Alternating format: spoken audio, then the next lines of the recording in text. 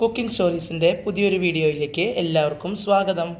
ഇന്ന് നമ്മളിവിടെ തയ്യാറാക്കുന്നത് വളരെ ഈസി ആയിട്ട് നമുക്ക് തലേദിവസം കുതിർക്കുകയോ അരക്കുകയോ ഒന്നും ചെയ്യാതെ ഒരു മണിക്കൂർ മുമ്പ്, ബ്രേക്ക്ഫാസ്റ്റിന് ഒരു മണിക്കൂർ മുമ്പ് തന്നെ തയ്യാറാക്കാൻ പറ്റുന്ന ഒരു കുഞ്ഞനപ്പത്തിൻ്റെ റെസിപ്പിയാണ്. റവ വെച്ചിട്ടാണ് നമ്മളത് ചെയ്യണേ. എത്രയും പെട്ടെന്ന് നമുക്ക് ഉണ്ടാക്കാം. വളരെ സോഫ്റ്റ് ആയിട്ടുള്ള, നിറയെ ഹോൾസ് വന്നിട്ടുള്ള ഒരു കുഞ്ഞപ്പാണ്. അപ്പോൾ വേഗം തന്നെ നമുക്കതിൻ്റെ റെസിപ്പിയിലോട്ട് കിടക്കാം. അപ്പോൾ നമുക്ക് നമ്മുടെ റവ അപ്പം ഉണ്ടാക്കാനായിട്ട് തുടങ്ങാം. അപ്പോൾ അതിന് വേണ്ടിയിട്ട് ഞാനൊരു 1.5 കപ്പ് റവ, അത് വറുത്തതോ വറുക്കാത്തതോ ആയിട്ടുള്ള റവ നിങ്ങൾക്ക് എടുക്കാം കേട്ടോ. അതൊരു മിക്സിയുടെ ജാറിലേക്ക് ഇട്ട് കൊടുക്കുകയാണ്.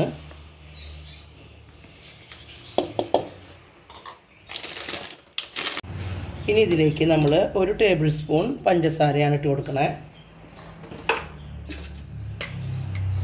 ഇനി നമുക്കൊരു 3/4 ടീസ്പൂൺ ഈസ്റ്റ് ഇതിലേക്ക് ചേർത്ത് കൊടുക്കാം.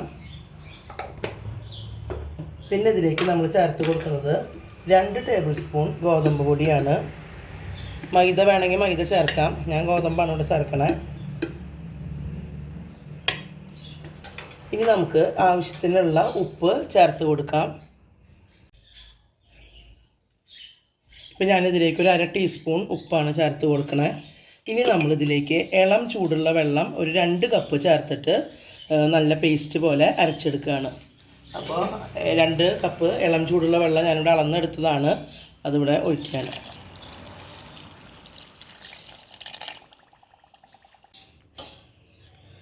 നമ്മൾ നല്ല പേസ്റ്റ് പോലെ അരച്ച് കൊടുത്തിട്ടുണ്ട്. അതൊരു പാത്രത്തിലേക്ക് ചേർത്ത് കൊടുക്കാം.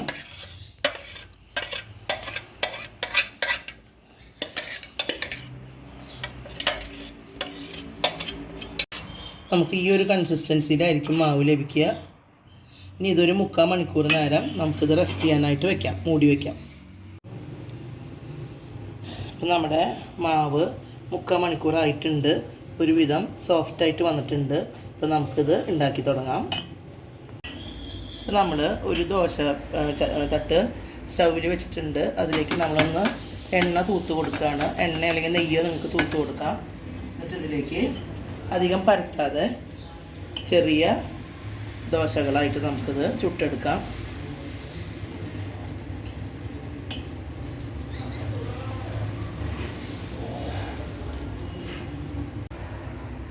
ഇപ്പോൾ നിറയെ ഹോളുകളുള്ള ചെറിയ ചെറിയ ദോശകളാക്കിയിട്ട് നമുക്ക് ചുട്ടെടുക്കാം. നല്ല പോലെ ഹോൾസ് ഉണ്ടാക്കി വന്നിട്ടുണ്ട്.